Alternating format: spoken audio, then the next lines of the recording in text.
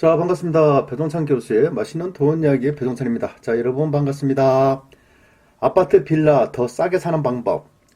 오늘 강의도 좀 재밌는 강의가 되겠죠? 어떻게 하면 아파트하고 빌라를 더 싸게 살 것이냐. 그 방법에 대해서 오늘 강의를 한번 해보도록 하겠습니다. 먼저 부동산 시장은 크게 두 가지 시장으로 나눠진다고 지난 방송을 통해서 강의를 해드렸습니다. 그래서 매수자 우회 시장이 있고 매도자 우회 시장이 있는데요.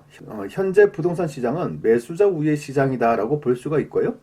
매수자 우회 시장이 특징으로 본다면 부동산 가격이 하락기에 있다는 거, 그리고 팔고자 하는 사람이 더 많고 사고자 하는 사람이 더 적다라는 거죠.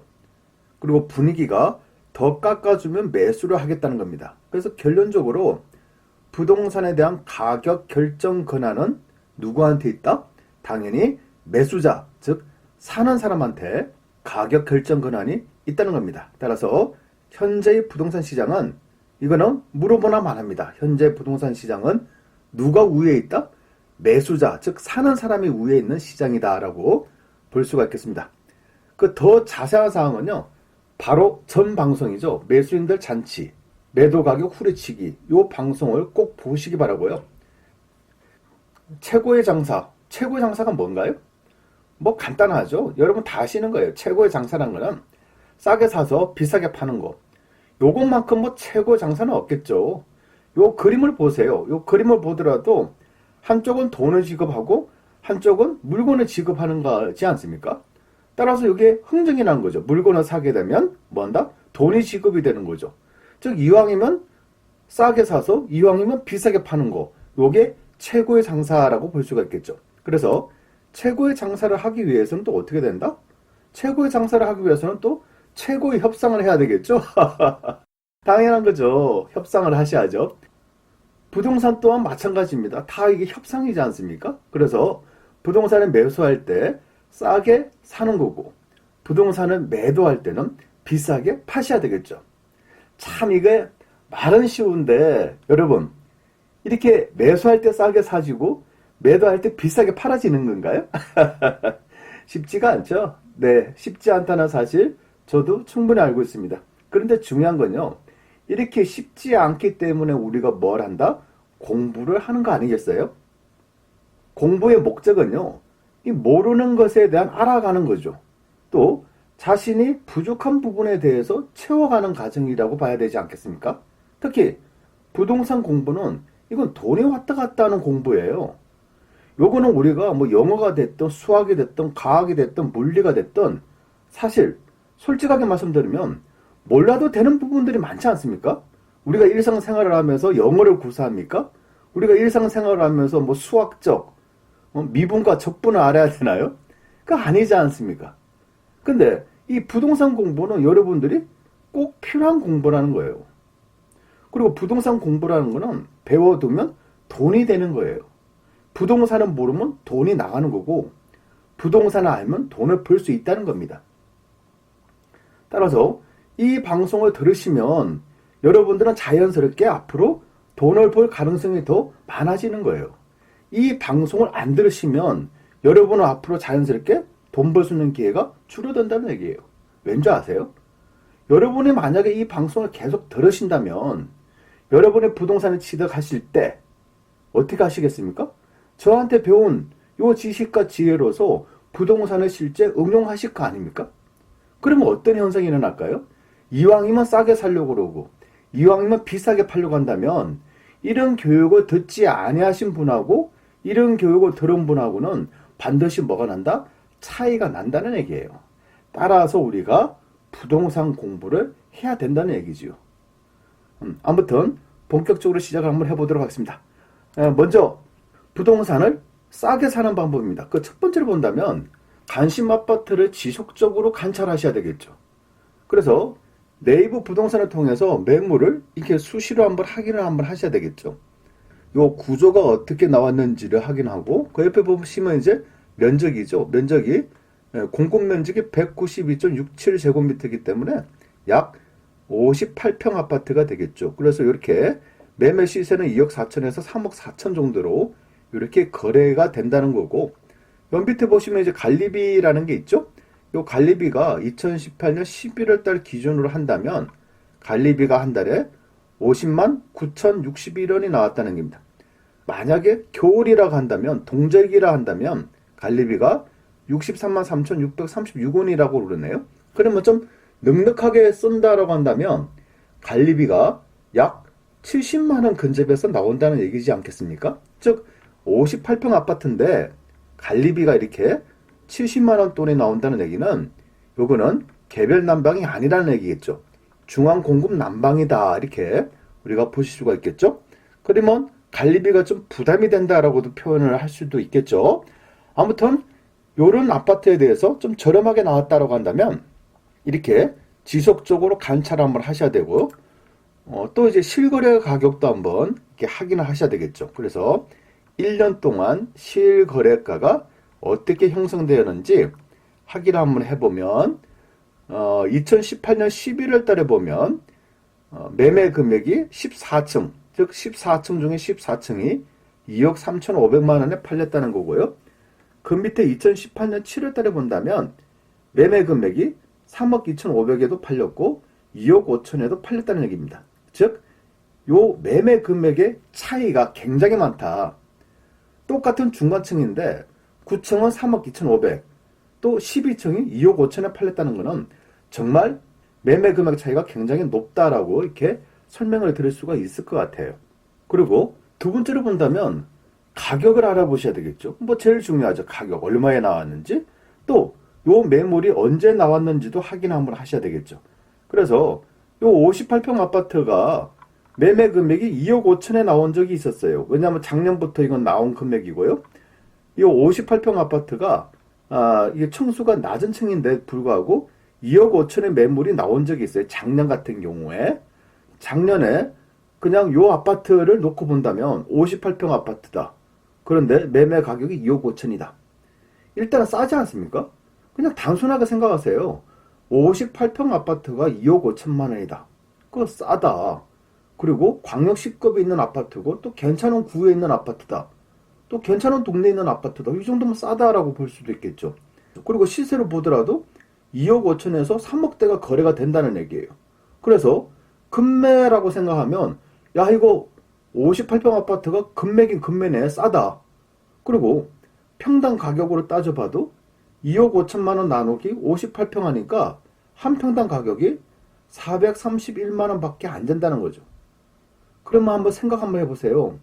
아파트 한 평당 가격이, 이건 또 시골에 있는 지역 아니에요. 시골에 있는 지역 아니고 광역시급이고 또 괜찮은 구에 있는, 또 괜찮은 동네에 있는 거예요. 또 세대수도 어느 정도는 되고. 그런데 한 평당 가격이 431만 원이다. 어떻게 보면 뭐다? 거저다라는 생각이 들 수도 있다는 얘기죠. 넓은 집에서 한번 살아보자 라고 생각하면 요 금액에, 즉 2억 5천에 덜컥 계약할 수도 있다는 얘기예요.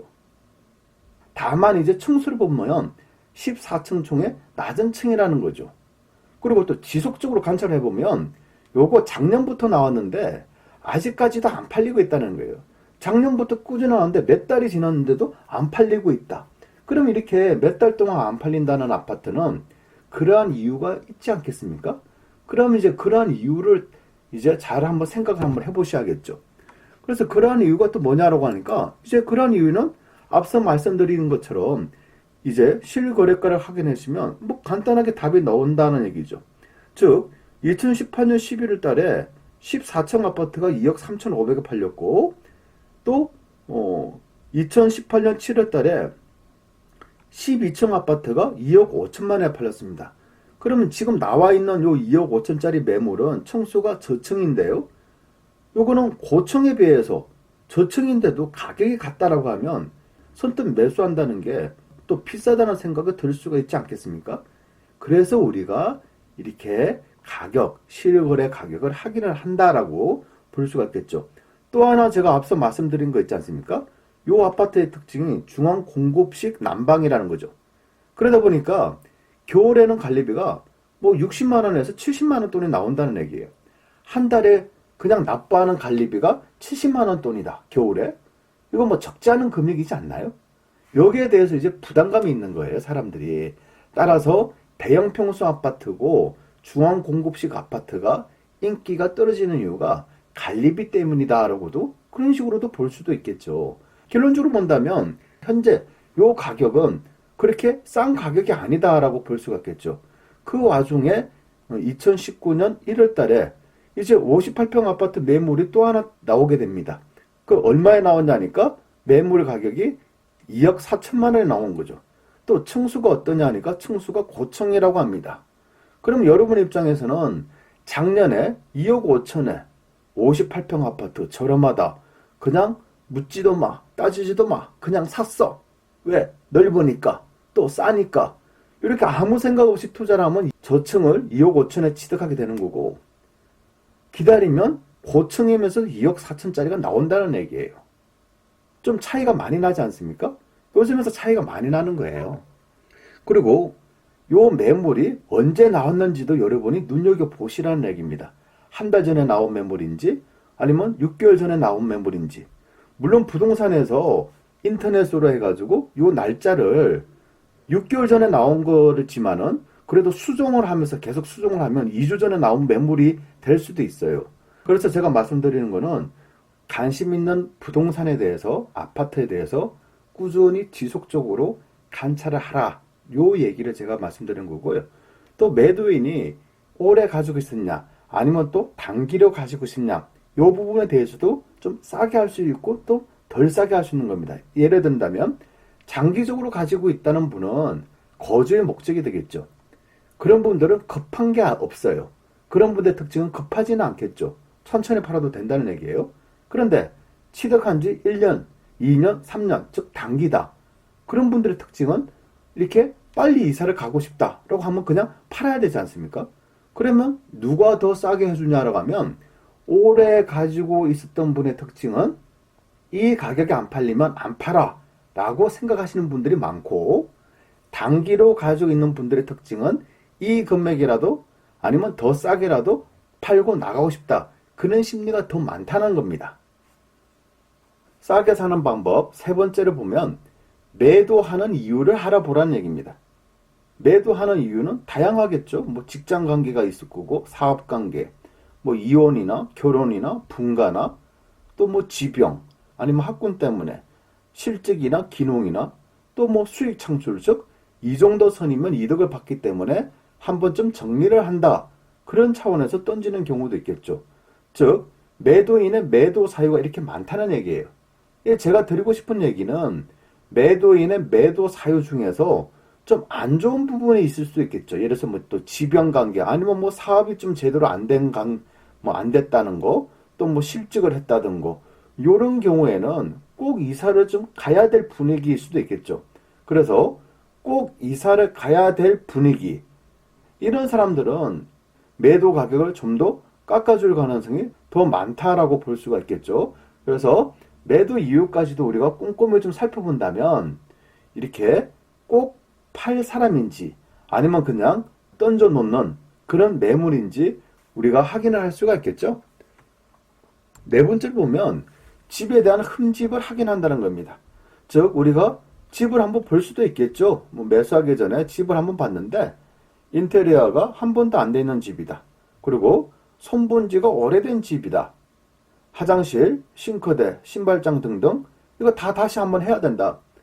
이렇게 손을 한번 다 봐야 되니까 좀 가격을 좀 할인해달라. 이런 식으로 말을 한다면 매도인도 당연히 응할 수밖에 없다는 얘기죠. 그래서 이 방법을 우리가 이용을 한다라고 볼 수가 있겠고요.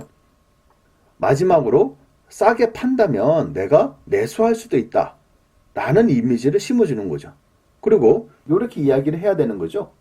남편이 그러는데 요거 뭐뭐뭐 때문에 안 사는 게 더 낫겠다라고 하더라. 그리고 어머니께서 그러시는데요.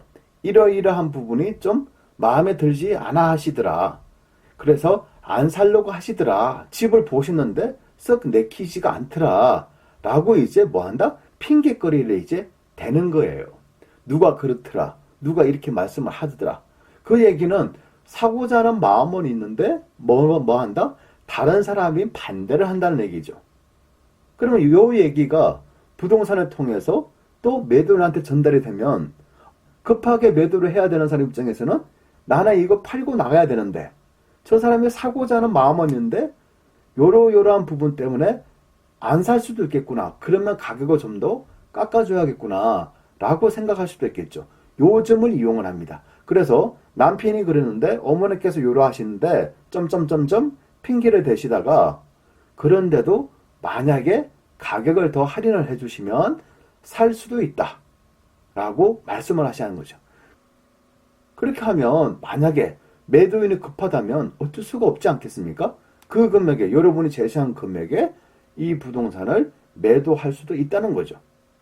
그래서 오늘 강의에 대한 요점 정리를 한번 해드리면, 부동산, 지금처럼 부동산 매수자 우위의 시장이죠. 즉 부동산 경기가 안 좋을 때 아파트가 됐든 빌라가 됐든 더 싸게 매수하는 방법이죠. 첫 번째, 관심 물건에 대해서 지속적으로 관찰을 하시라는 얘기고요. 두 번째, 가격을 확인하시고 또 언제 나왔는지 확인하시고 또 이분들이 몇 년 동안 보유하셨는지를 또 확인 한번 해보셔야 되겠죠. 그리고 세 번째를 보면 매도의 이유를 알아보셔야 되고, 네 번째를 보면 집에 대한 흠집, 그거를 확인하셔야 되겠죠.